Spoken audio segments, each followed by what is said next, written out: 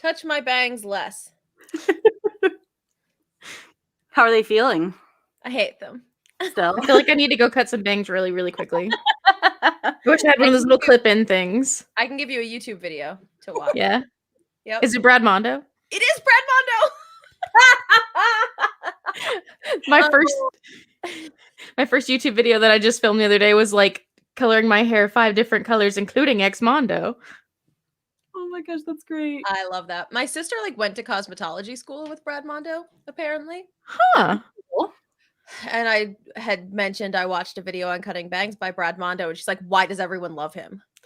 I kind of feel like he was probably a pill, right? Probably. She said he's fine, but like she doesn't understand why he's so famous. And I was like, "Have you watched any of his videos?" And she said no. And I was like, "Well, maybe you haven't done the research." I really enjoy the girl. I only ever see her on Facebook, but she doesn't actually describe any of the makeup that she's doing, but she tells you a true crime story while she's doing her makeup, and I'm like, I love this. Bailey Sarian? I think so. That sounds familiar. But That's yeah, cool. it's super fun. I was like, an education. Yep, I like that. Yeah, do you want to watch Almost Daily Pod? Yeah, Chrome, I do. What a kind application. Internet application. Mike says, "Oh boy, that's his contribution to tonight." Aw. Thanks for being here, Stealth. What's up, Stealth King?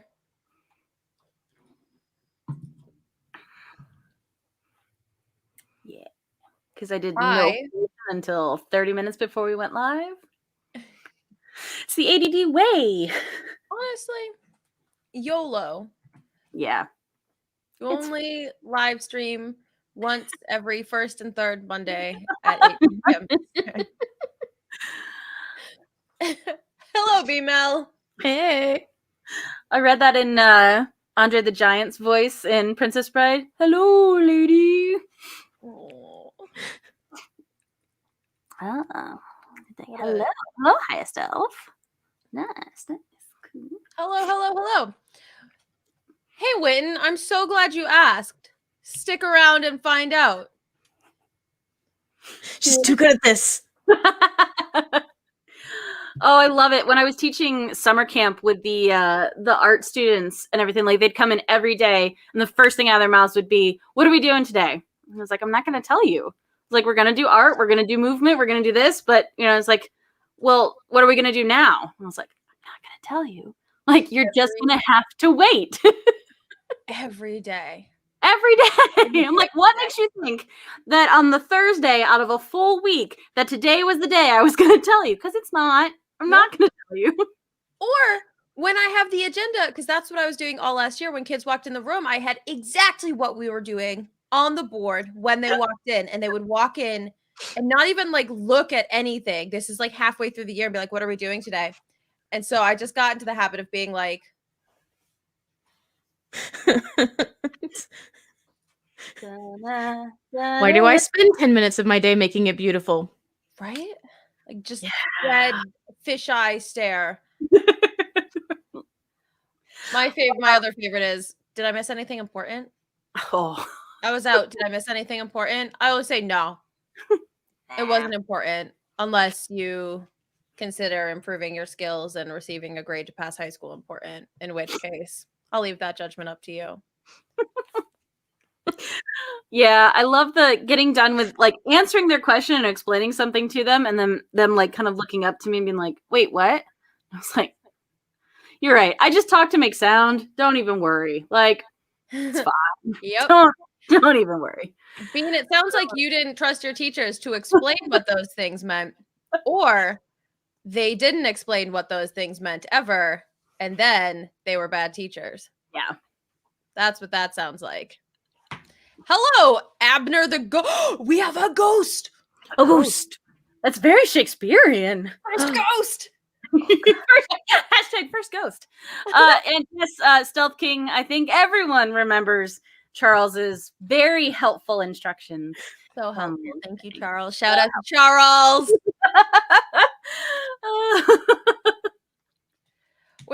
ahead. Y'all ready to get going?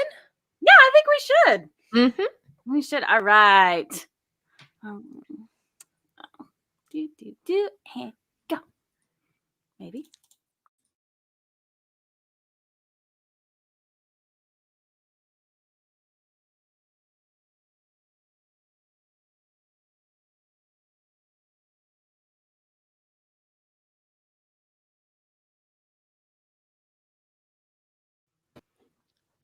Hello.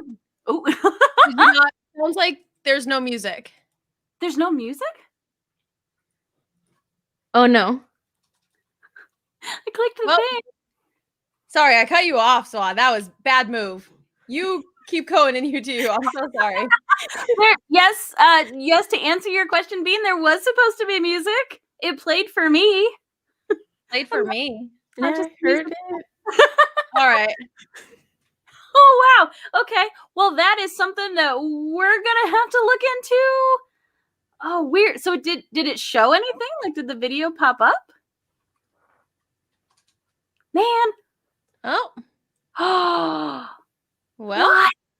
Well, I don't know, but Mike's now got a half an hour to figure out why. Okay. So welcome, Trash Pandas, to the newest episode of In Addition. Thank you guys for joining us. I'm laughing because we are once again having issues with our intros, but I think this is just going to be our thing. No screen and no music. Okay. Well, then you just get us. So I'm glad I was jamming appropriately. So yeah, I'm super excited. Welcome back to In Addition, first and third Mondays. And I'm extra super excited today because in addition to Steph being here, we also have a special guest. We have Jenna with us. Hi, Jenna. Hi, what's up, everybody? It's awesome to have you. I'm so excited. The boys got you first, and I've been eagerly waiting to poach you away and have you join us. So that's awesome. So I'm giving over my topic spot to Jenna tonight, and she brought a topic, and I'll let her intro it. I'm a dang dirty topic thief. Sorry. That's okay. That's okay. Mine will save. All right, my topic is, what is your favorite fictional universe? Or, because I don't think it's really I don't think necessarily you love the fictional universe that you want to be a part of. So, or what is the fictional universe you'd most like to inhabit?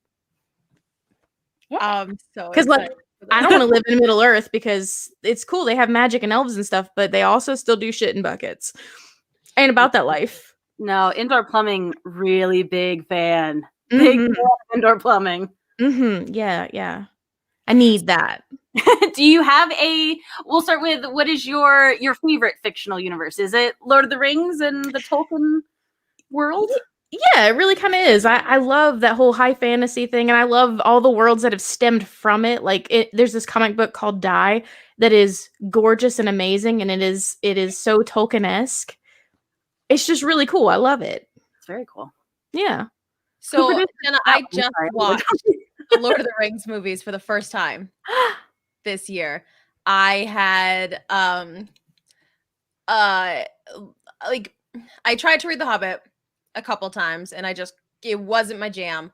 And so I'd put off reading the Lord of the Ring books, and I was like, I won't watch the movies until I've read the books. And then finally we were just like, that's stupid. We're just gonna watch the movies. I understand what I've been missing. Yeah. They're so good. Yeah, I definitely, people who didn't read the books as like young adults or children, like, I don't think you should start there. I think you should definitely start in the movies and then go back to the books if you want more. So I would read the books now. Like, Yeah. after seeing the movies, I feel like I could jam with the books. Yeah. Maybe not The Hobbit. Oh. So that's so funny to me because I had the opposite. Like, I dug The Hobbit and I was all about that. And the trilogy, like, I read it, but I never got into it the same way I got into The Hobbit. So that's funny. But Same. Okay. Makes me feel a little better. But I just didn't need to hear one more weapon listed in a 7-page series of weapons. After when it was bread, when it was breakfast foods, I was all about the lists. Like, Yeah, you list those breakfast foods. Give me those sausages. Give me that bread. Give me those nuts. I don't know. Nuts. So it was like fine when it was food, but when it like was, the 7th iteration, I think I actually think I gave up when they were singing for 10 pages. Yeah, I struggle Yeah. with the singing when there's no, like, obviously if you read it aloud there's a tempo to it, but beyond that, like, I don't hear it in my head and it diminishes the impact for me because I want to hear it. Yeah, or like KJP says, their dad used to read it to us as bedtime stories. Like that sounds perfect. That sounds Yeah. like a cool way Super to fun. experience those stories, Yeah. especially over time. Yeah. Indeed. Well, and I was watching something with a guy I think is really, really neat. So he actually works on teaching actors how to do different accents. And one of the YouTube videos he did was all about made up languages. And they talk about the languages of Tolkien and how he created all of these conlangs. And it's like, that's really, really cool. Like, whether I jive with his writing or not, like, the amount of world building that he did is just astounding. Yeah, that's really it for me. Like all my favorites, the world building is just you can't pick any piece of it apart. Yeah. It's so cohesive. So it's your favorite, but you don't want to live in there because you don't want to. No. You don't want the buckets. No, I don't want the buckets. No. Where do you want to live? I want to be in the future. I want to be like in space. I want to be in the expanse or fictional? something. Ooh. Is it a fictional universe? Well, the you said expanses. Yes. I was thinking just the future. I was like, I hope there is one. A fictional universe where I live in space. Okay, I like the the idea expanse. of like Altered Carbon too, with like the re-sleeving and being able to have multiple adventures. Like that was so cool. Yeah. Sorry, Steph. The Expanse is the one. No, the Expanse is the one with the. It's the Mike. It's the one you watched, right? Yeah, I couldn't get into that. Also, no, it was heavy for me. It is pretty heavy. Yeah, no, super heavy. Mm-hmm. But like they did have cool. I guess if you're living on the right future planet, right? Yeah. Like if you're not in that. Like you want to be an Earther in space and not a Belter or on Mars. Belter, that was okay. Yes, now. But I kind of want to be a Belter though. Like if I could be taller and skinnier and in space, that'd be great. So you want to be a high elf in space? Got it. Indeed. Fuck yeah. That's exactly what I want. Sorry, I'm yelling now. Okay. I mean, have you seen either this show or ADD? Yes, I feel like we had someone call us out for not yelling the first episode, so this is perfect. Right. No, I'm with you because like I've always thought so I'll jump into my favorite one, which my favorite fictional universe is the Star Wars universe. Like I love it. I've read it, I've watched it, I've consumed all the media, and I just adore it. But when you talk about like living, like if I had to pick between the two big star universes, I was like, oh no, I'd live in Star Trek in a heartbeat because they have really nice things. Star Wars, not so much. But yeah, it's the world building. And it's, however you choose to absorb your Star Wars content, like I love the world. I love living in the world. I love exploring the planets. I love exploring the species. I love the world of Star Wars and how much has come out of it. And honestly, a lot of the stuff I enjoy is not having to do with the Skywalkers. Just nope. We'll do other stuff, but yeah. So I see in chat we've got a good couple of suggestions. We've got The Fifth Element, Star Trek. And then I don't know, Elle Hanley, what is Pern? I know Narnia, and that's definitely on it's like in the middle of my list. I've got a very detailed ranked list of the fictional universes I want to be a part of. But I think for me, my choice would be Doctor Who. Oh. Like, and I know that's kind of cheating. No. Because it's all of them. It's every universe and future and past. And so I would get to be like Lord of the Rings, high fantasy, epic, whatever. And then like as soon as I had to use the bathroom, I could go back in the TARDIS and like do it the future way. You and actually then win because that is perfect. Yeah. it no, just that's- I've been rewatching because I just watched the 13th Doctor, and so I went back to Eccleston because that show comforts me. And I love it. It is like it feels like home to me, which is such a silly thing for this like space alien show, but that would be I think that's my favorite and where I would want to live. No, Nice. it's because the show leads with heart. Like it's Yes. got great epic adventures. It's got, like you said, time travel, all of this crazy stuff. But at the end of the day, it has to do, I mean, 2 hearts, but leading with the heart part. Yes. Future Skeleton says I'm definitely cheating to pick who. But you know what? No. You don't You make can the make the rules rules Future on Skeleton. Wednesday. My topic. I say that you win. So What are some worlds that you like, fictional fantasy worlds that you are like hard pass? Absolutely not. whew, I think Harry Potter's too racist for me. Sure. Yeah. Just a little bit on the nope. I love magic, but like you're focusing on the not good parts. Yeah. There's a ton of magical universes though. Like there are so Yeah. many universes that, like Narnia, I feel there are some about Narnia for me.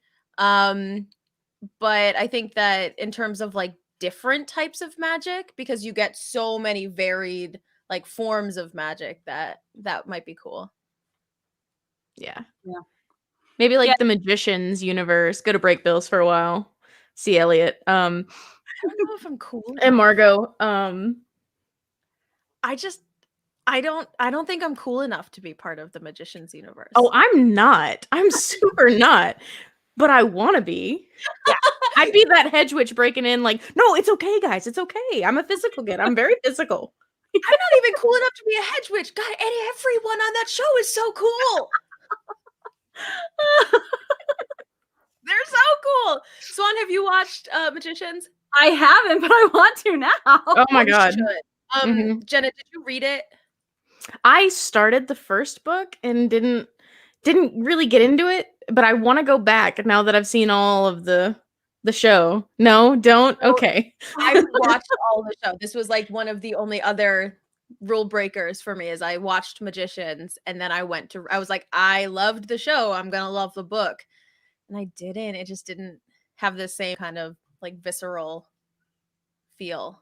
But it's really good. It deals with depression in a way that a lot of fantasy shows don't touch. It deals with depression and addiction and all of these really heavy topics while also being very silly and very magical. And keeping the depth of those moments too. Like they don't shy away from the scary, weird, sad stuff. It was real good. Yeah. It's definitely a trigger warning show though. Yes. Jenna, don't listen to Steph. I really like the books. Nothing in the books is as good as that episode about the mosaic. Yeah. That's the best. Jenna, you read that book if you want to read that book. Don't listen to me. Follow your heart. Follow both your Time Lord hearts. Oh, I love it so much. I can do that. We also have someone in chat who disagrees that you're not cool enough, because they say, I disagree. Jen Chill is way cool. Oh, yeah. You know you're cool too. Shout out in chat. I think that I also Future Skeleton said it in chat. I don't want to live in Game of Thrones. No. I don't really want to. I like high fantasy, but I don't want to live in high fantasy because I am afraid I would be just a peasant. And yeah, they're so disposable. Oh yeah, no, I die early in those. I think, and cold, like yeah. Or like either freezing cold or desert. Like there's not always like a happy middle ground. You're like, some extreme is what you get. Yeah, like you need that Shire in between place because everywhere else is bad. but that's just like homey and nice. Oh, no, go ahead. I was just gonna ask what so if there was, so as far as the like the future inhabiting, is that separate from the ones that we've mentioned as far as fantasy goes, or is that kind of in line with what you feel for that, Jenna? I just really want to be somewhere with nice tech is my problem. I love magic, it's so cool, but if I have nice tech, I think I'm good. I think I don't need magic. Science is fine. Interesting. Yeah. I hadn't actually considered that.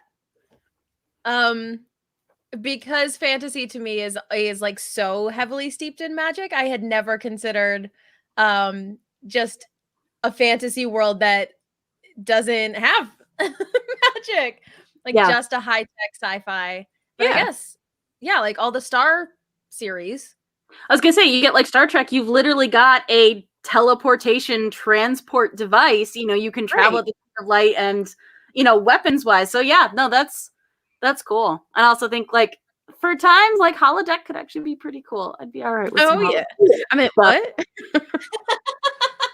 Hey.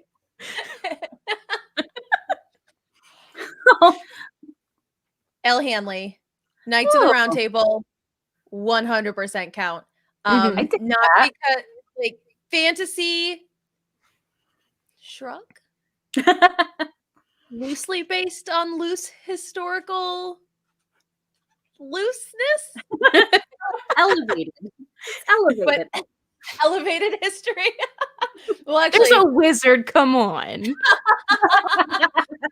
that's a good preview for the topic coming up next. Yes, But I love everything Arthurian. I love Arthurian legend. And so that kind of like fantasy of what, like Merlin, the TV show. Oh, Yes. yeah. Let me live there. That's what I would take, being a peasant and bathroom bucket. That I would take that. I think if I'm gonna go bathroom bucket, I want to go Vikings. Like, Oh my god. like great hierarchy of separation of like, you do this task because you're good at it, and you do this task, and like women are actually pretty cool, and we let them do all the finances because, you know, math is sorcery, and like, yeah, like that kind of equality. I mean, you know, plus fighting, but like, yeah, I was like, no, if I gotta be a peasant, I'll be a Viking peasant. They seem pretty rad, and I can do braids, so Yeah. Can rock braids. rock braids. It's so cold. It is. Yeah. So it was funny because as I was thinking about that, like all of these incredible worlds that I love to read about and in different adventures I like to go on. And I was like, okay, but where would I actually like genuinely be happy and feel safe and not feel stressed? Because I feel like everything we've mentioned, like there's a level of stress to all of these places. So I landed on, I want to be in a Japanese anime, like romance, like funny kind of little, probably post high school, but living in the world, like little drama, like comedy drama. Like that's where I was like, nope, because they've got some funny, like, will they, won't they? They've got crazy hijinks. There's sometimes magic in them and like funny furry sidekicks that are adorable. And I was like, no, this seems like an actually happy place to be. And you know, the biggest problems are not the world ending, but just like interpersonal relationships. So I was like, no, that seems like the most chill place to hang out for me to actually stay.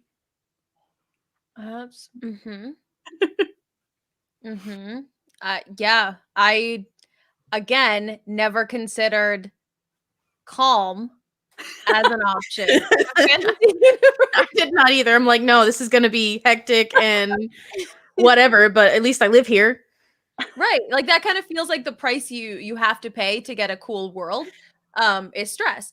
But It's kind of like being in America, but it sucks less. Yeah. Yeah. Swan, that's smart. You're describing it and I'm like, oh. Yeah. Yeah. Can I live on a forest planet in Star Wars? Right. Like where they're not gonna drop a fake moon on me? Right. Where do the Ewoks live? I want to live with them. The forest moon of Endor. Does anything bad happen to them? Actually, don't tell me if anything bad happens. Okay. Like I've seen the movies. But I don't remember. I They're would fine, I right? would worry less about bad things happening to them and more about the fact that they're cuddly little murder bears and bad things would happen to me with them. Well, would you be a murder bear or would you be like Leia in there and they would be like, no, you're cool? That one. Because in my brain, like the idea of being a murder bear, I'm like, that sounds kind of fun, actually. The one. Bear. Yeah, if I get to cuddle them, that's what I want. Just a big cuddle puddle of fucking Ewoks all over you. You wake up in the morning, you're like, get off of me, Wicket. Yes. Honestly, that sounds so good. That sounds like a dream. That's exactly what Swan was saying. Like nice, lighthearted, carefree, no stress, just high-tech space and little cuddle bears. Little cuddle Ewoks. And they'll kill your enemies. Right? I mean, And teamwork, like great teamwork, like good family structure, like these are things. Yeah, and see, I always have snacks, Steve, so I'm set. yes. Any little creature that loves snacks like is a friend of me. Mhm. Yeah, we get along. Yep. And eat your enemies. Exactly. Yeah, I think we're all team murder bear. I think it's what we've decided. Yeah. I feel like there have to be some that we've like super missed. I mean, like, so when you were talking about the magic side of it, I definitely would like to live in the Marvel mystical universe. So you've got like Doctor Strange, you've got Nico from Runaways, you've got Scarlet Witch when she's not being crazy. Like that mystical side of it is really dope, and I would enjoy that a lot. Oh, yeah. Maybe a mutant all the time, so maybe like more the Doctor Strange way, where I just have mystical powers, not necessarily outcast and constantly being hunted, but As of right now, and as far as like right now in comics, I would super be a mutant right now. Oh, Yeah. Live on Krakoa, make more mutants, whatever. Make more mutants. I would like to have magic powers of some sort. I think that's what I really want to boil down to. Steve, we did not talk about Hitchhiker's Guide. that's Anyone fair. got No, strong that's like, feelings on that? I'm running through it, and I was like, I mean, they go on adventures, but as far as overall menace wise, it's not as scary as some of the other space adventures. Like you've got like one of the scarier villains is bureaucracy, so I feel like that's Amen, man. I just don't think I would survive the Vogon poetry, though. I think that would be the end of me. Even dying is funny. Dying is fun.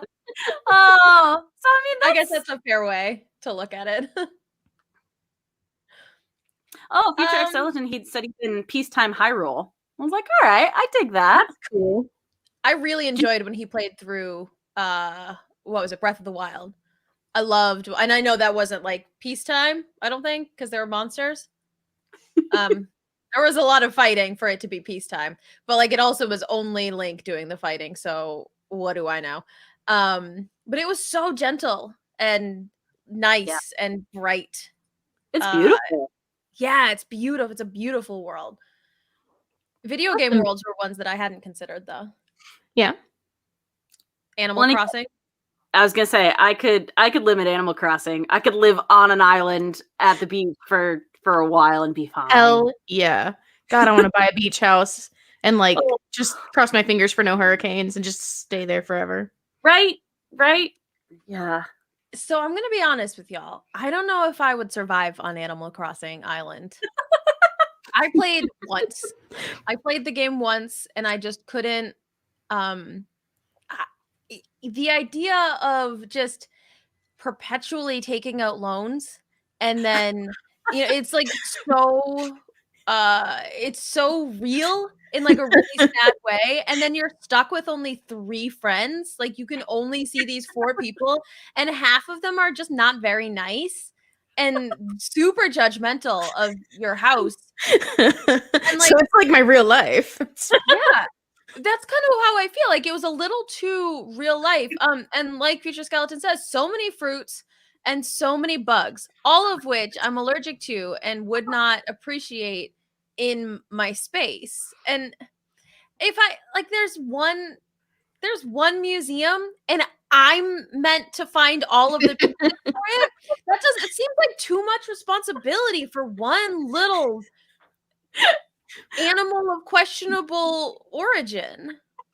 I guess I'm a human in the game. I don't know. I just like how stressed out Animal Crossing made you. Yeah, and in the turnip market, like, oh yeah, that's that kid's got the little cow pig has snot coming out of her nose. Like, I just wanted to wipe her nose. Yes, I guess I'll amend my answer and say that I'd like to live on my Animal Crossing now that I've had time to pay off my loans and live comfortably. I have, 10 friends on my island and I get to visit, and like I was like, no, there's more of a thriving economy and we've kind of built it up, and so that was good. But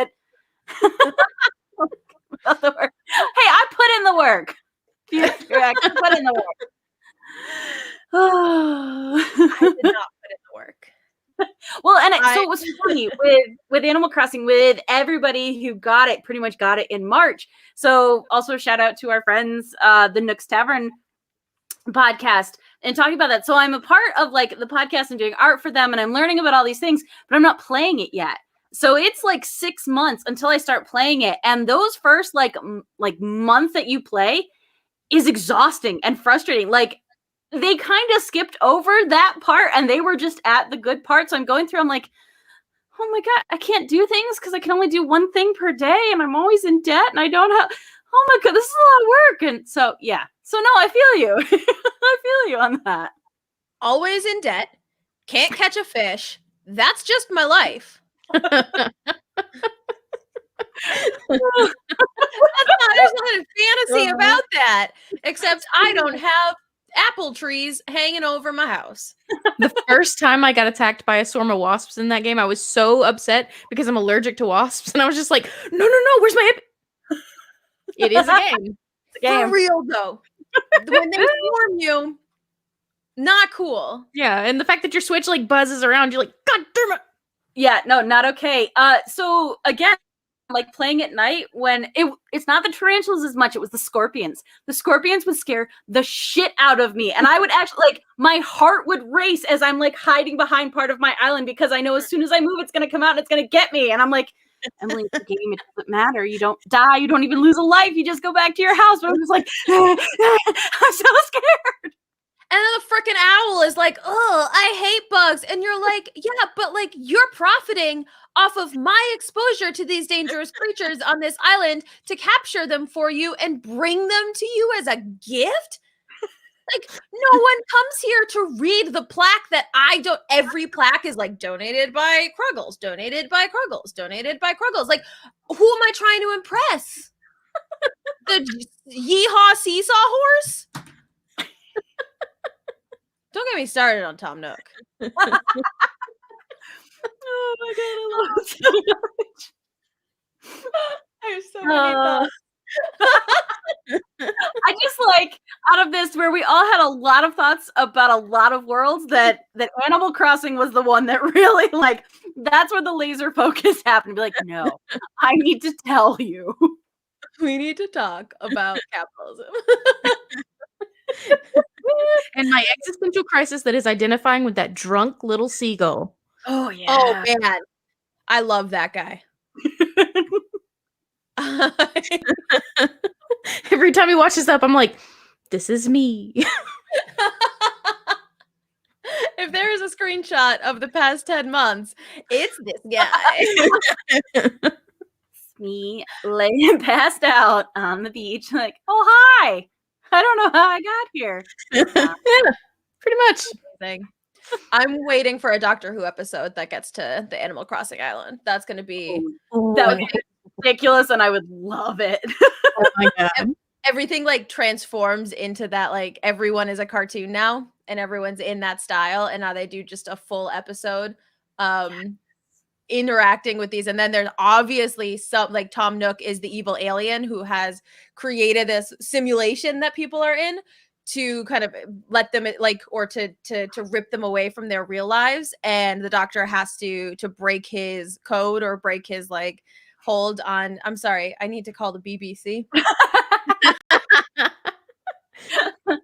Oh, I love it. Well, what was, and shouting out us calling out networks, Jenna, your call out to the CW about I just need it. Oh my gosh. What exactly? What all did I say? It was Waluigi and Yeah. but it was like teen drama. So Yeah. it was an amazing idea. Check out Jen Chill's Twitter page because she posted at the CW and need to happen. If you need sexy Mario and dark brooding Waluigi, like just hit me up. I've got an idea. Finally your mustaches. The CW is gonna give me my last universe though, and that is the Charmed universe. Ooh. Okay. This one or the old one?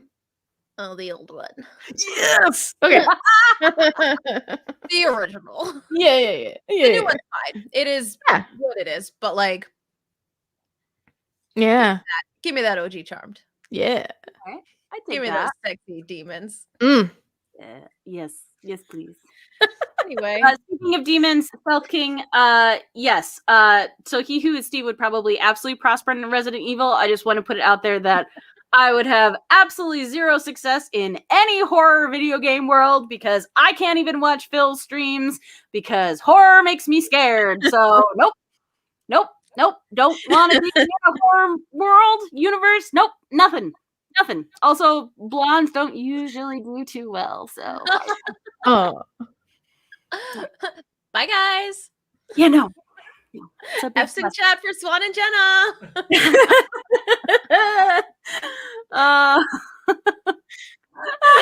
Thanks, Future Skeleton. I love it so much. Yeah. But I think it's awesome. I think it's awesome that, so many different worlds inspire us, and some of them we like to look at from afar, and others that we just like to, we like to read about or we like to watch, and others are like, oh no, I could actually I could walk around in this and I could exist here. So yeah. So speaking of reading, Jenna, do you have a show the love for us tonight? Indeed. My share the love for tonight is actually large print books, or more specifically, ways that you can connect with your grandparents and other old people without actually being near them physically. Because I have recently started sending my grandmother books and then buying the audiobook version for myself. So we have this like little grandma-granddaughter book club going on, and it's nothing that I would normally be interested in, by the way, but talking about it with her and keeping her connected to media and stuff has been a dream. So yeah, go buy your grandparents large print books and then actually read those books with them. That's awesome. That's really sweet. I love it too, because so if you are interested and you don't want to spend money on them, definitely check out libraries and virtual libraries, because a lot of them have good collections of that, and they're dope. So yeah. Jenna, where can people find you? You can find me everywhere at Jenna Chill with 1 L or at Jen Chill with 1 L. Hell yeah. All right. Well, thank you, everyone. If you're in our Twitch stream, stick around for another episode. If you're on the podcast, we'll see you next Saturday. So thanks, guys. Bye. Bye. Bye.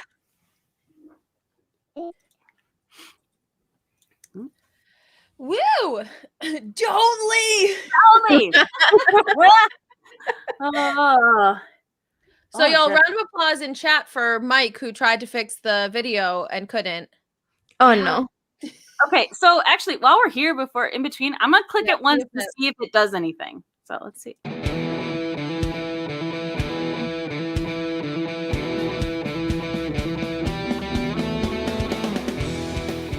Hey, you trash pandas! You're listening to In Addition with your adequate I have no reason. Steph and Emily Swan. Hey, cool.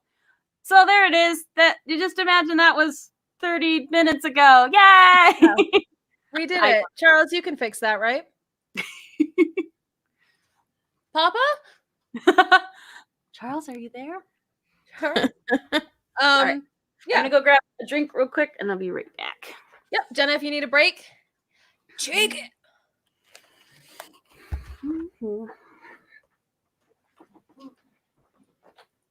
Thanks, Mike. Thanks for fixing it. Anytime. You're a good dude. So Honestly, glad to help. He is such a pain in the butt because we were just talking about this last night. I was like, I can't get this button on my watch to work. I've like tried this thing 1,000 times. I was like, you see, when I do this, it doesn't, and it worked because he has this like weird, he's like a tech, like, I don't know, magnet's the wrong word. He's like he just like things just work. It's a good luck charm. That's it's me, and it's very frustrating for everyone around me, but I love it a lot. That's unfair. I love when they go, I can't do this thing, and I'm like, try it now. Yep. So yeah, it's infuriating. But and I have no also- idea how it works. No, it's just a being near things makes them work. But oh well, I guess it's good that it works. He is the American gods. That's not a world I want to live in either. I guess it is the world we live in, but I don't know. That's Shadow Moon, though. yeah. Well, that's the thing too. Like with the living in it, do you get to be like a cooler character, a cooler version of yourself, or do you just, get dropped in and be like, oh, I'm just like side character here who's like just happens to while everything else is cool. It's like, no, I want to be a main character. If I'm getting dropped into this, I want to be a main. Yeah, I'm assuming main character. Yeah. Because if not, why? I mean, other than a highly technological universe, yeah. Yeah, that's kind of, I guess, like that's what Mike said in the ADD episode about this. Yeah, well, I didn't watch that one. You've had like 30 episodes since then. I don't remember. But it is a good point because, like, yeah, I definitely would rather be a peasant in a high-tech world than a peasant in a like Game of Thronesy world. Yeah. And I just, yeah, no. Well, I I was just thinking feel like I wouldn't want to be Fry in Futurama, where I'm just an idiot who doesn't know any of the tech stuff, but there's all this cool tech stuff happening around me. Like, I'd like to be someone who grew up there and like understood it. And yeah, that would be hard to feel so out of place or to like constantly be trying to catch up. Yeah. Oh, I missed it earlier. Or you guys might have called it out, but Bean said, so what's the next topic? Appropriate, Bean. Thank you. Oh, Bean. You kids, ding ding, children. Yeah, it's such a I want to believe that it's because they're eager. I imagine Bean is eager. Yes. My students, not so much. And like the other thing is that I'm happy to tell them, but I don't want to like say it 30 times before then I say it for real. Like I just like just let me Yep. say I've it. got 15 students, and if each one of you asks me, and then I have to tell you all again, and then the late kid who came in, I have to tell it again. Like, yeah. Yep. I trust that I'll let you know. I'll let you know, guys. I promise. Bean will let you know. Yes. It's related, Bean. I can tell you that. It's related. I was screaming about Mike's comment the other day. Like how the internet just doesn't make any sense to me, and it is truly magical, and I don't get it. I feel like I should maybe learn how it works, but I also don't care enough to look it up and read about. Nah, Yeah. it just works. It just works. It's magic. fine. Like it's weird magic. If the world crumbles and I'm the one responsible for bringing the internet back, we're fucked. So Yeah, I will not be able to reboot the World Wide Web. Nope. No. Call on me for other things. I have other skills. That's not Call one on of me them. for classical literature. Hey, It's an oral tradition. Keep the oral stories alive. That's You're important. right. You're right. All right, and I y'all. can kill Well, things I for think you. I realize that I'm gonna get to be like Elder Cunningham in the Book of Mormon, where he's trying to tell stories of Latter-day Saints, but he keeps like inserting like Star Wars and nerdy culture thing into them. I was like, oh, that hits a little close because I was like, I can't remember what happens, but then Boba Fett comes. Oh dear. So good. Oh, that part That is would've been- so funny. That would have been such a bad Mormon. Uh, Amazing. All right. Well, do y'all want to tell Bean what's coming up next?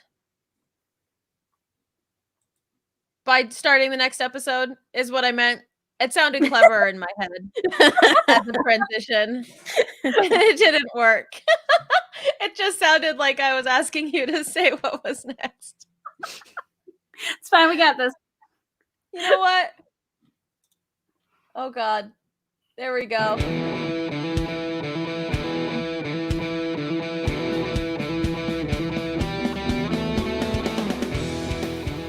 Hey, Trash Pandas, you're listening to An Addition with your adequately perfect hosts, Emily Swan and Stephanie Crugnola.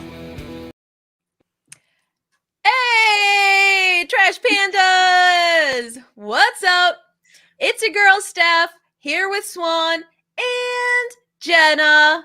Oh yeah. Oh, yeah.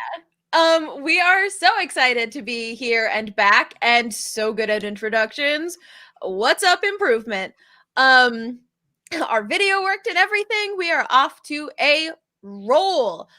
Tonight, we are going to be talking about, you guessed it, your favorite anachronistic period pieces. So movies, musicals, books, anything that takes place in a historical time period, but is not. So kind of the root of this sprung from watching a swan named Emily, her art stream last Friday. As she was, I think before she was drawing Stone Cold Jane Austen. Yes. We were chatting about A Knight's Tale. And that is kind of, I think, the root of anachronistic period pieces for this topic. Which if you don't love, bye. What are you doing here? So anachronistic period pieces, what do you love about them? What things, like, when you see out of place in those pieces, are you just like, oh, maybe don't do that? But what are your favorite ones? I am Kruggles. I am so excited to be here on In Addition on Monday nights, the first and third Monday of every month on twitch.tv/Almost Daily Pod. We are the sister podcast to Almost Daily Discourse, which streams every Wednesday night at 8 p.m. Eastern on twitch.tv/Almost Daily Pod. We're going to get some some chatter chats.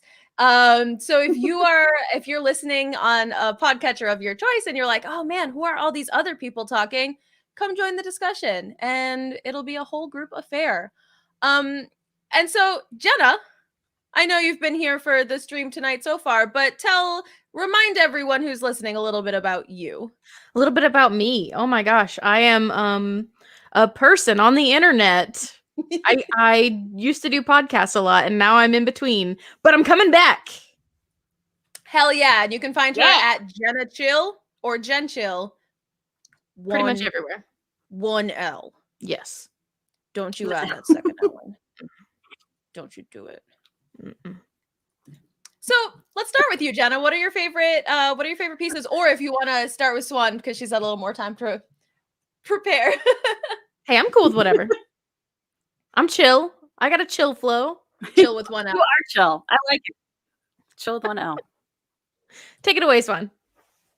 All right, so I loved this topic because as we were talking about Knight's Tale, like I just adore Knight's Tale, and I certainly don't watch it for its historical accuracy. And another one that came up in the chat that day that I do absolutely adore, and that is Ever After. So that is the Drew Barrymore Cinderella story. And again, if you want to fact check that, it's not going to hold up because they just flat out made shit up and it's fine and I don't care.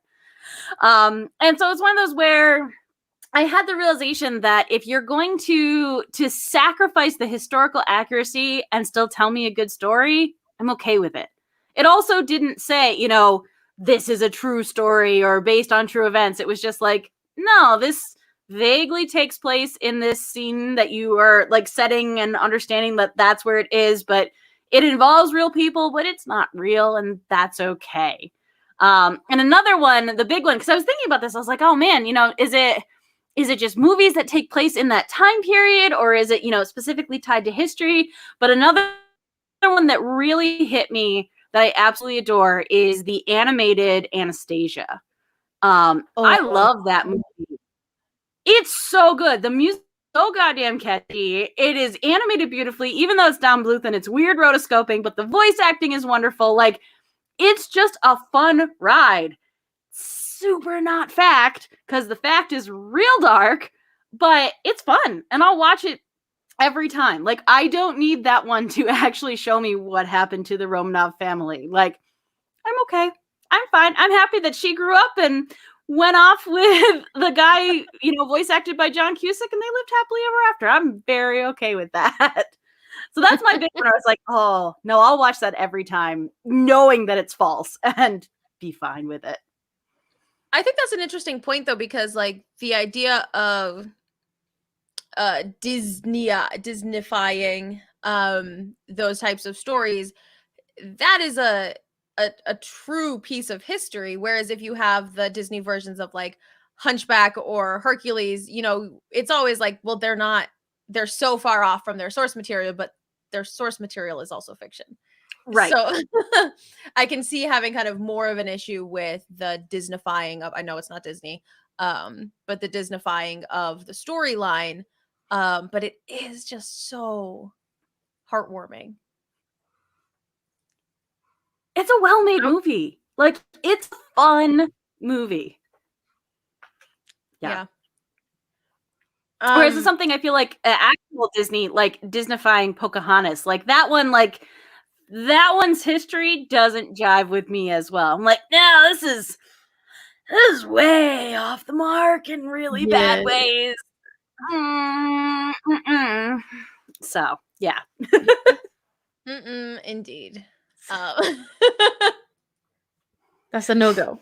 I was gonna come into this and ask you guys, like, does like, it wouldn't have been historical fiction, but fiction that has then been altered later on, would that count for this? Yeah, I think so. And like KJP just said in chat, does Clueless count? Modern retelling of Emma. So like that's classical literature that has been modernized. And I think so for me, I would count any I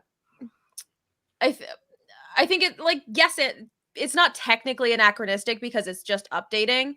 But I think more of like the Baz Luhrmann Romeo and Juliet as well. It kind of does a weird anachronistic-y thing that it tries to call back to that period, and it is modern, and it's so like it can mean whatever you want it to mean. And modern retellings, I think, that take the history and build on them, that works. Yeah. What about something like oh yeah. Sorry. What about like where it's in a current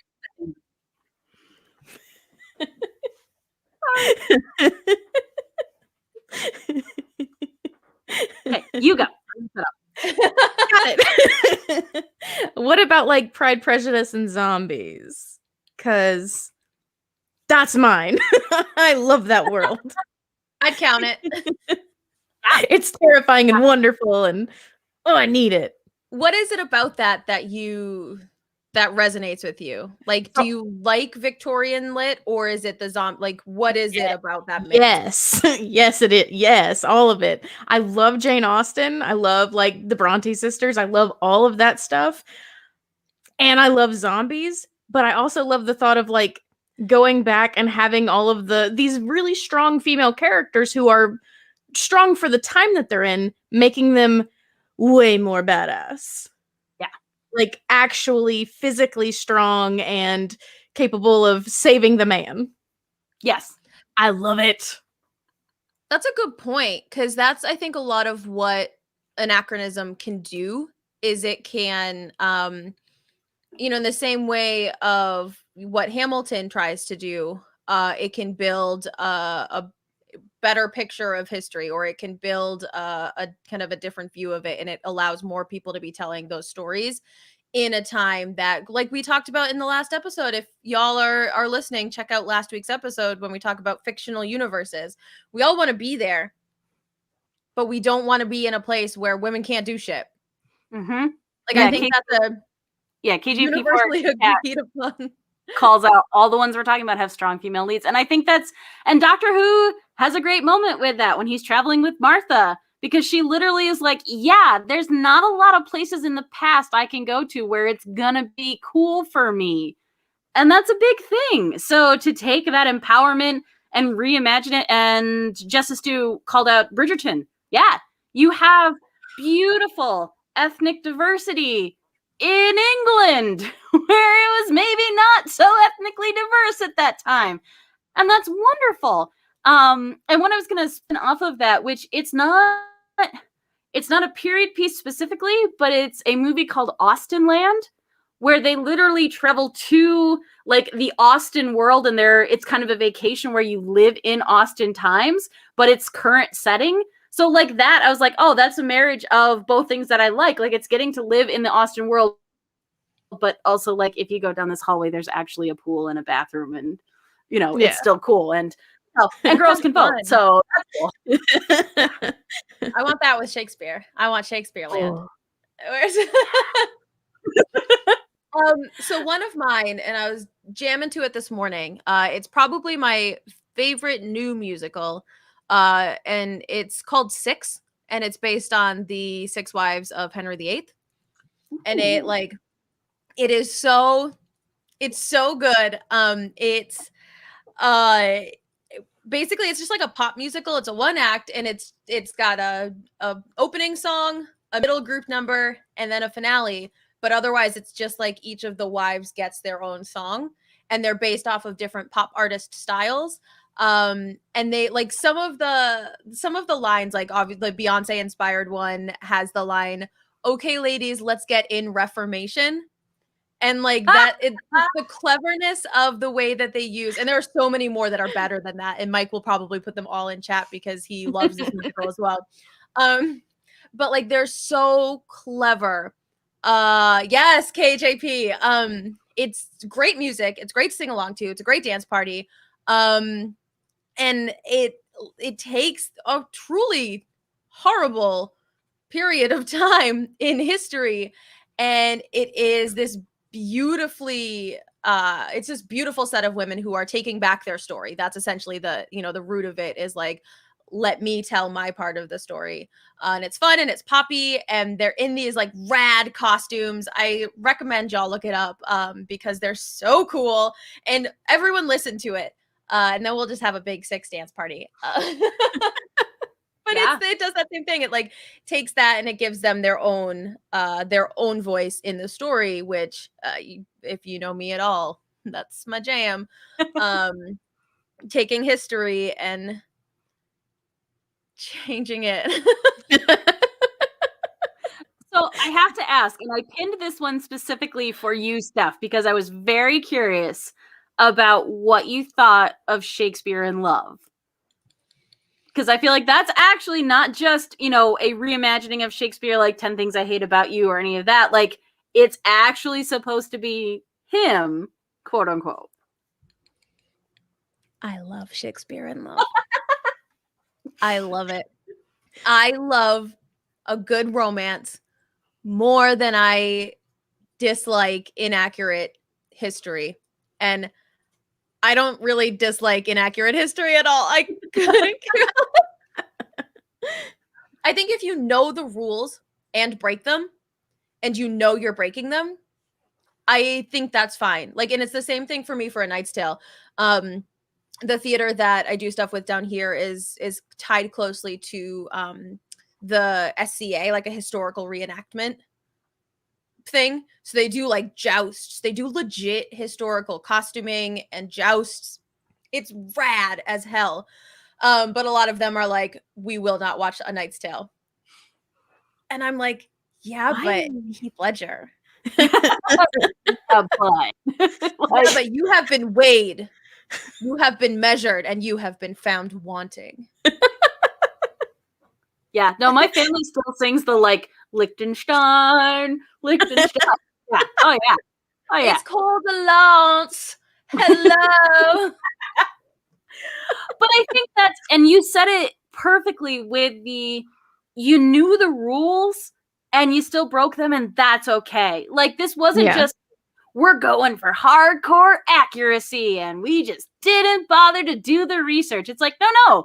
We Yeah. knew what period we were doing and we still wanted to have fun with it. And who gives a shit?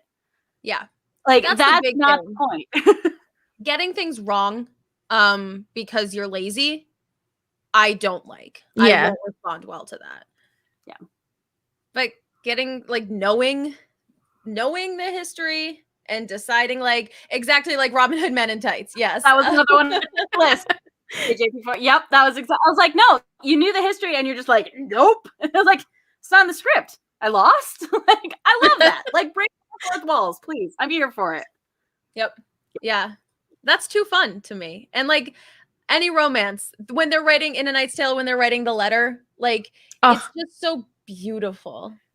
Yeah. Yeah. This is That not a movie. Knight's Tale That movie, podcast. yeah, for real. We just talk about that for now, like from now on.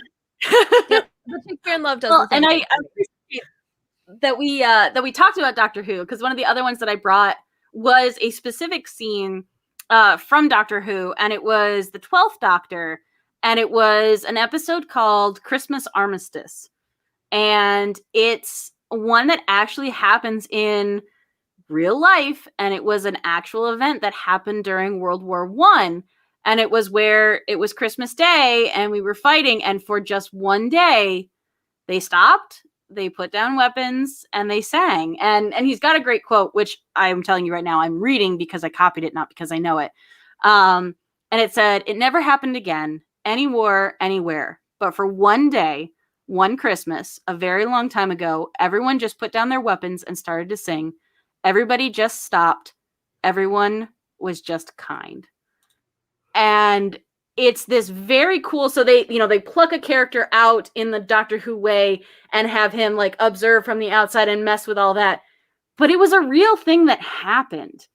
And the handling of that, like, tears, guys, like all the feels, because it is real and you know what happens, and you know that, if you met somebody from that time and they called it the Great War and you called it World War I, and they're like, wait, what? We did this again? Like, but it just in that, that perfect moment, it doesn't have to be perfect history, but this one moment is pure and beautiful.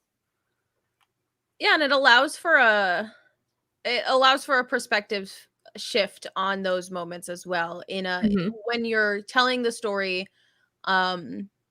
with, I guess, with respect and acknowledgement and understanding of the time period, and then putting your, like, giving it a different view or presenting it from a different character who wouldn't necessarily have gotten to be part of that story. I think that's a huge, it's all about, honestly, to me, it's all about knowing the rules and then allowing yourself to be creative on top of that, as long as it's with those real historical moments, as long as it's respecting the source material, or in cases where the source material doesn't necessarily deserve to be respected, like, you know what I mean, like giving those time periods where women weren't allowed to do anything, giving women agency in those time periods is like, yes, you call out their bullshit. Call out the 1800s, call out the 2020s. Can Forrest in Gump. that vein, can Outlander kind of work in that? Yeah, I think so. Just because of Claire and who she is in that world. She's like, It's I in my know I queue. will love it. No, you didn't spoil anything. I know I will love it. Yeah. But like I haven't seen it. I'm hurt.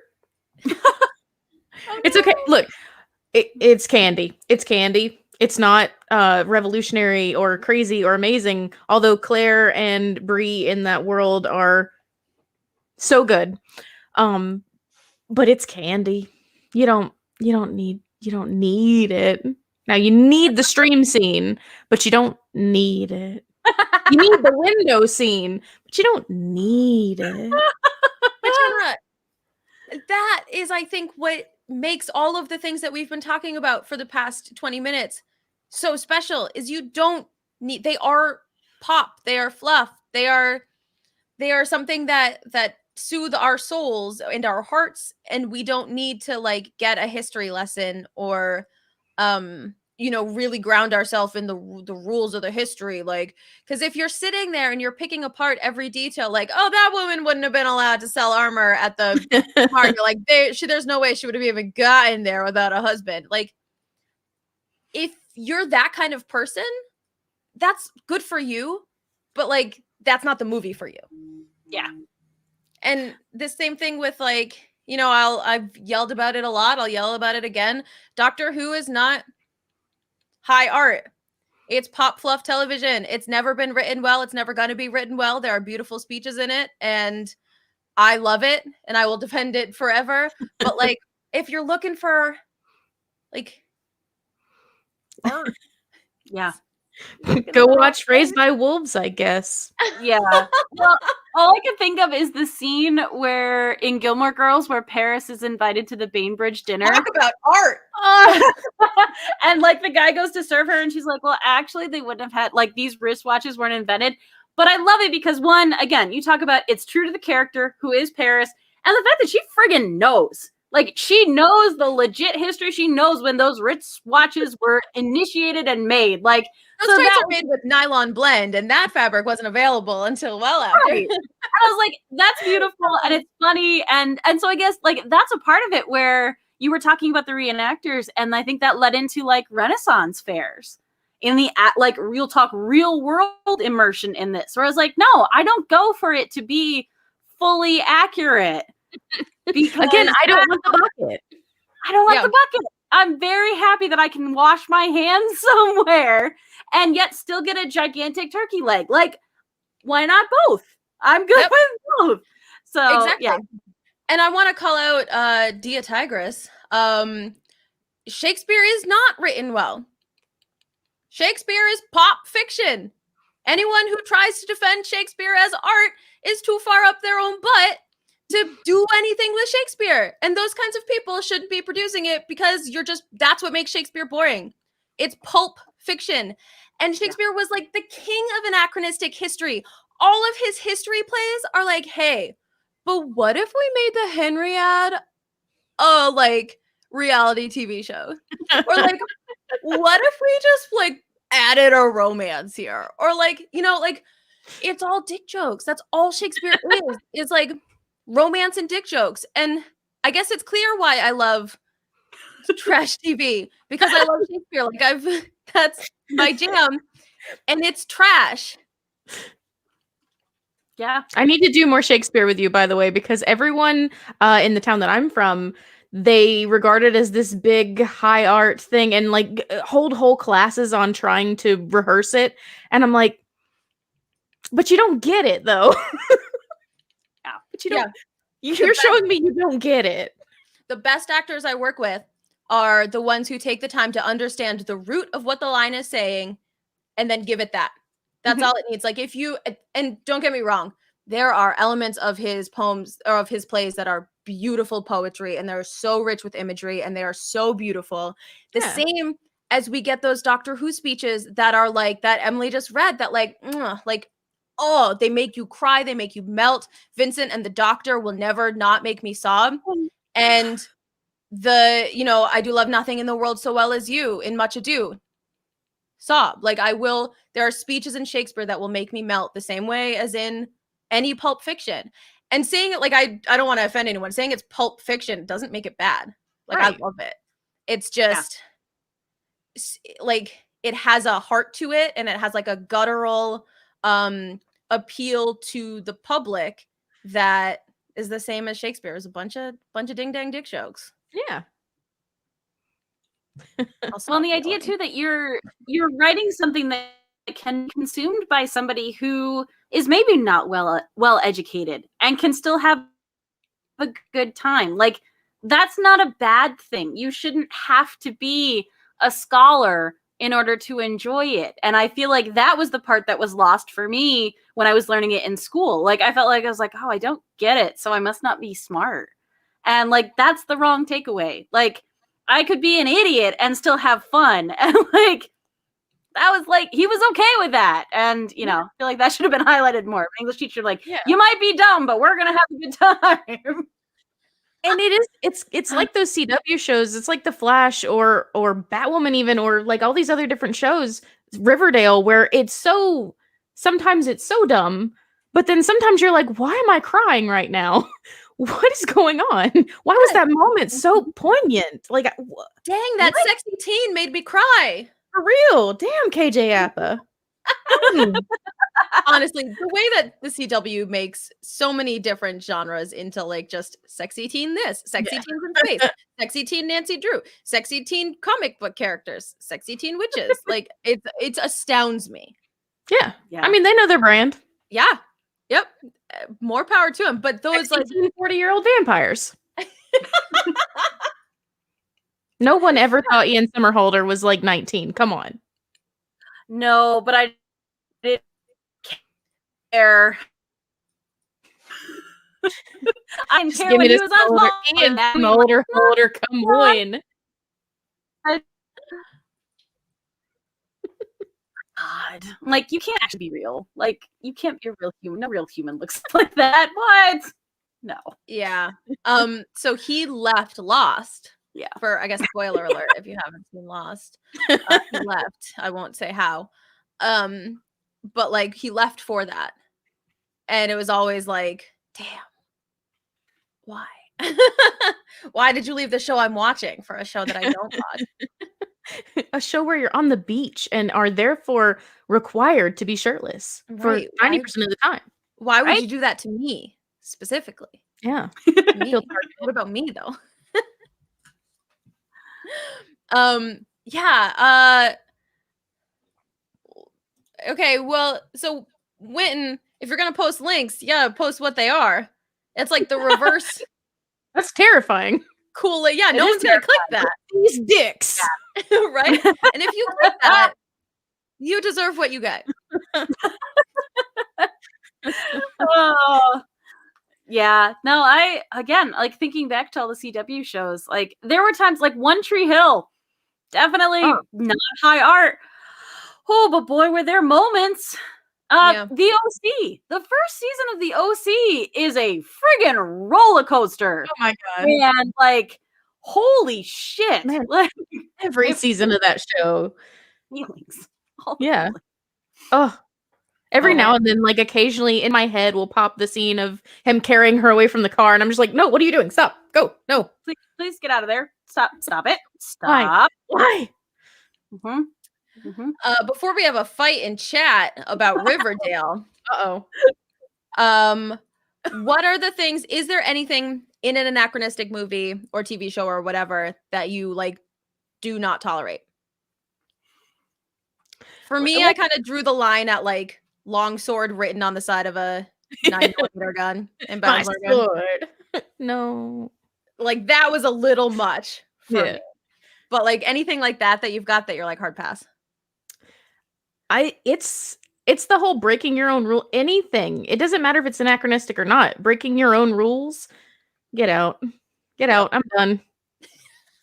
No, I think that's beautifully said. Because as I was thinking, I was like, no, because there were movies that I didn't enjoy, but it wasn't like a specific thing. Like, you know, like I watched The Patriot, and there are parts of The Patriot that are really good. There's parts of it that aren't true to it, but it wasn't like one thing about that bugged me. But yeah, if you set me up in a universe and you explain to me and lay out the rules of how you're going to play, and then you don't, and you lie and you cheat on that, like, I don't count that as like, oh, haha, you got me. I was like, You just didn't think through your story very well, and you didn't Yeah. actually tell a good story.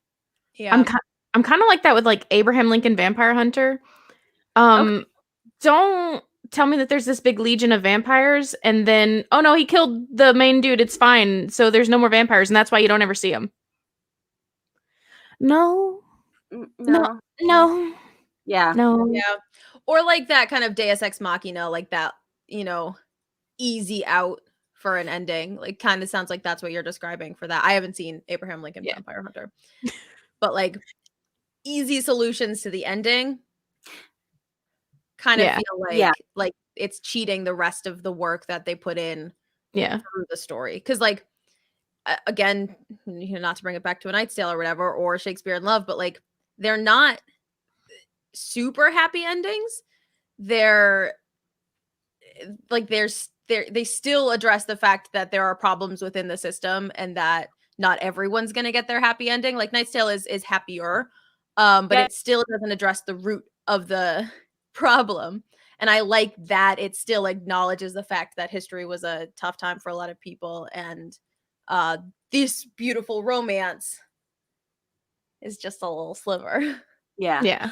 So that made me think of something, and it was, so I will talk about, when you're making, we'll say, a parody of something, and this is kind of a sidestep to it, but you look at the movie Galaxy Quest. Galaxy Quest is a love letter to Star Trek. It's ridiculous, and it's campy, and it's hyped, like it's all these things. But at the core of it, the people who made that movie love Star Trek. They made it because they think that this is incredible and it's funny and it's happy and it's a joy for them. And I think that's where it separates from me. Like, don't come into this movie and make fun of this thing that I love. Like, I can tell. I can tell when you're like, oh, the people who enjoy this are stupid, so we'll just give them this. I was like, no, I don't give a shit. But if you come into it, like there's literally a YouTube series called the Lizzie Bennet Diaries, which is a modern telling of Pride and Prejudice through web video. You don't make that unless you really love Jane Austen and Pride and Prejudice. And I love it. I love it top to bottom. So it's the, if you're going to tell something in this world and make it exaggerated, make it ridiculous, like, do it because you want to and because you love it, not because you're kind of like laughing at the people that you're producing it for. Like that, I think that's the standoff part for me, where I'm just like, no, if you don't care about this, then I don't care about it. Yeah. Yep. That's a good point. It's honesty and earnesty and heart. Heart. Merlin was the last show I wanted to throw in there as well, because also an anachronistic show, but like beautifully done, and again just full of heart and friendship. And I love Friends. You know what else I love? What else do you love, Steph? I love the Surviving Life podcast. And you know how I know I love it? Because the first episode drops tomorrow. Oh, snap. So if you want to find them, you should head over to Surviving Life Pod on Facebook and Instagram, or Surviving Life 15 on Twitter. So you can find it if you search Surviving Life Podcast. You'll be able to find it tomorrow when it pops up. Go ahead and hit that subscribe button, y'all. If you are friends with any podcasters, give their little show just hit that little subscribe button. You see, if you're listening to this show right now, look at your phone. Look, unless you're driving, don't look at your phone. Wait till you get to work or home, and then open up your phone, look at the show, and just hit that little subscribe button. You know what? Hit some stars if you're feeling like you've got an extra 13 seconds in your life, because the amount that helps shows, especially starting up, it is absolutely immeasurable, the amount that helps. Like, I know it sounds silly and you're like, oh, I'm just one person, but remember those fish? Remember that little girl throwing those fish in the ocean and she's like, matter to that one, bitch, like that parable. Every little subscribe is a mattered to that one bitch fish moment. So subscribe to Surviving Life podcast. They are telling some great stories about survivors, people who have gone through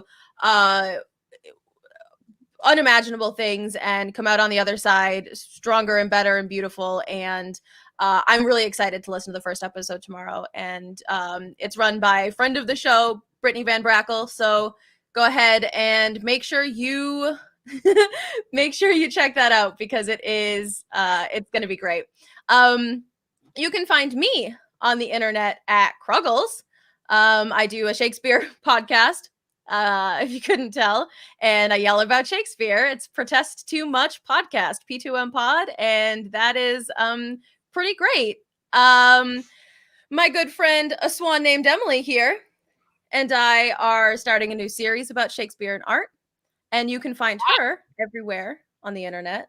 Because I did not announce that last episode. At a swan named Emily, and she streams on Twitch most Fridays, and it's amazing just to sit and watch someone do magic. I mean, art. We are in addition every first and third Monday on twitch.tv/almostdailypod. Jenna, our guest, thank you for being here. Woo-hoo. Thanks for having me. Where can people find you? You can find me at Jenna Chill with 1L or at Jen Chill with 1L, pretty much everywhere. Heck yeah. Thank you so much for being here. Thank you for listening. Hit that subscribe button because we love you. Goodbye. Oh, that was so good. Like, as you were doing your intro, I was like, shit, I didn't say anything about myself at the end of that episode. Oh, no. It's honestly, it's hard to remember. It's like, what am I? Yeah. It's all in like a weird random order of things that you should do and Yeah. see. It matters to this one bitch. I think it's gonna be. I think that quote is gonna just be my life slogan from now. I think it needs to be a shirt for this show. I was thinking the exact same thing. Charles, With just like the little girl like holding a fish and being like, it matters. and the fish says subscribe on the side of it. Oh my god, I love it. I'm here for it. Oh my gosh. That's kind of all I think about is like that one little drop in the bucket. And it's starfish, isn't it? It's starfish that she's throwing back in the water. Mm-hmm. That was the So time cute. they carried her. All I could think of was Lilo and Stitch. I'm like, if I gave Pudge tuna, I'd be an abomination. Yes, 5 out of 5 fish for In Addition Pod. 5-star review fish. Oh man, thank you all for being here. Yeah, People chat in our was awesome tonight. You guys were, I feel bad. We weren't even able to call out everything, but you guys, you were killing it with everything. That was rad. There was something that I'm going to need more information on. Jane Erotica. What is that? What is that? Yeah, I did see that, and then it went away. Oh, there it is. Well, in And the darkness, same- and then it went away. Where'd it go? Oh, why can't I find it now? Looks like it was the same person that did Pride and Prejudice and Zombies. All right, cool. I'm going to go add that to my list. Yeah. Did you watch Lost in Austin? That was another one where like goes back in time. Like I saw it on YouTube. I think it was actually like a broadcast series, but I could only find it on YouTube. And that was another one that I had on my list of like, I want to play in Regency, England. What? That sounds familiar. Ooh. Oh, Jane Eyre. Oh God. Talk about like longing and slow nods at each other and tension. And oh my God. So- well, I think that was something we talked about during the stream where I was like, I'm much more team Austen because it's a lot happier than the Bronte sisters. Like, Yes. they're fucking sad. They're sad bitches. Yeah. I am not a huge Viclet fan. I've never read any. Wait, did an Austen do Persuasion? Yes. I read that one. But I haven't read any other Austens. because I hated Wuthering Heights, and I understand that's Yeah. not an Austen. But I It's in hated that- Wuthering Heights. It's in the time period, and I was like, ew, I was ready to write off the whole period. And then I reread Wuthering Heights after college, and I was like, your girl gets this book now. Yeah. Yeah. Dark and twisty, okay. So I do want to go back, and I want, like, that's one of my goals is to go back through and read all of the, at least like the major hitters for Austen, because like I've never read Pride and Prejudice. I know what it's about because I've seen the memes. Right. Well, and I almost would recommend like read Northanger Abbey. One, not just because it's super short in comparison, but it's very like dark and gothic, and Nice. that's really fun. Like, and it's got more whimsy, I think, than some of the other ones. Okay. In a different way. But yeah, North and South. Oh, KGP4. That mini series with Richard Armitage. Oh my. Sorry. Hey. Hey, oh hi. Who's in the Hobbit? BT Dubs. So this was just the thirst hour, actually. Yeah. It really was. Sorry. Sorry. Well, there is no reason to apologize. This is what the people want. People shout if this is what you want. So it's funny because part of the motivation that I had in my brain for this was, how do I get more female viewers to like the ADD multiverse? I was like, we're kind of doing it because there's a lot of lady chat happening. And I fucking love it. Yeah, I mean, Mhm. get a good fantasy chat going, and a good. Yeah. All right, this is the content Quinn wants. We're here for it. Oh god. Nice. Too fun. I love it. Thank you so much, Jenna. This was so much fun having Yeah. you. I'm so happy you joined us. And I hang love out. it. That was awesome. Yeah, I had a dang blast. Charles, Can you fix this? can you? Outlander will bring the ladies. Yeah. I need to watch it. There's so much that I need to watch. I feel like No. I'm always so behind on Everything. I'm behind on culture. everything. Yeah. So Elle Hanley, when I worked at the garment decorator, I had a lady who was easily in her 70s who came in and was making like custom Outlander shirts for herself. And it was the best fucking thing. I was like, oh my God. Like, she would watch it, but no, have you watched it? It's so steamy. And I'm like, I love this, and I'm simultaneously very uncomfortable right now. Because we're in an open office and everyone can hear you. But what's an Outlander shirt? so it had like different characters, or like, like Jenna was saying, like, that river scene, right? Like stuff like that, where it's like she had just come up with her own sayings, and Okay. it was incredible. I was like, I didn't know if it was like a shirt they wear on the show, or like a really like, like those that's what you want to talk about, things I love about anachronistic movies is those big poofy like chest shirts, and you're like like pirates. Yeah, billowy pirate shirts. Oh my Yeah. God. Oh, Oh, should have mentioned man. Black Sails. Damn it. I was gonna say, Stealth King actually, he threw out Pirates of the Caribbean, which I thought was a good, like, oh yeah, like, not totally accurate to pirate times, but still really fun. And yeah. Oh, Black Sails. Yeah. Everything about that show. Oh my God. All right, y'all. Thank you for hanging out with us. Thank you. It's gonna get. It's like the we gotta wait till 9 p.m. to get real snavy about these. So let's see. Well, we've got. I know Botch Podcast. I think they're watching House of a Thousand Corpses. We can read them, or N64 Josh is playing Mario Kart 8. So, chat, do you have a preference who we raid into? Movies or Mario's? Movies or Mario's? Which, again, as much as I love Rob Zombie, boy, House of a Thousand Corpses traumatized me in college when I watched it. Oh no. Not a horror person. Thanks for being here, Bean. Thank you, Bean. Yeah. Just gonna... Oh, does Oh Stealth yeah, King have one? let's do that. Let's raid What? to Yeah. If Stealth King's got one going, let's do Stealth. hell All right, yeah. Let me give me 1 second. Make sure I do this right. Thank you all for hanging out with us. We'll see you back on the what's the date of it? The 15th. 8 p.m. Eastern. We'll Hey. be ready to hang out again. Sweet. Thank you, everyone. All right. So Bye. All right. Maybe Hell yeah. do the Nice. magic. It's I think it thinking. worked.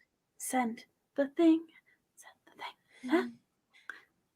No. Then try again. It. Hmm. Wait.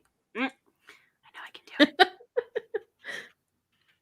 I have to not put a We're space. getting there, guys. You hold tight. There it is. Oh, and then you have to do the hit. You have to hit the buttons. Yeah. Because we tried to do it from Twitch and we couldn't. Oh, it says an error occurred. All right. Well, The little pop-up happened though. So like the little thing popped up that said Almost Daily Pod is rating Stealth King 500 with 9 raters. oh, really? That's cool. Yeah, from the Twitch stream. So it's like counting down. It's a bar counting down. So let's see what Okay. happens when it gets to 0. Boop, boop, boop, boop, boop, boop. I'm gonna like wait to start streaming Let's Plays until like you guys have this totally figured out, so I can just be like, "Hey guys, how do I do this? Can somebody please help me? I need to know." That's totally fair. The longer I it- feel like this keeps adding time. Like, I know how to do it from just Twitch, but when I'm doing it through StreamYard, it's different. And Oh, Do you- oh, oh, are we doing it? Are we doing it? oh! It didn't happen. Yeah, Did it happen? it Oh, did. It no. did for me. Oh, Did- it did for me too. Yeah! Oh, we rated it twice. Hell yeah! Oh my god. Awesome. Too funny. So then we can hit end broadcast, right? Yes. Yeah, we probably should have.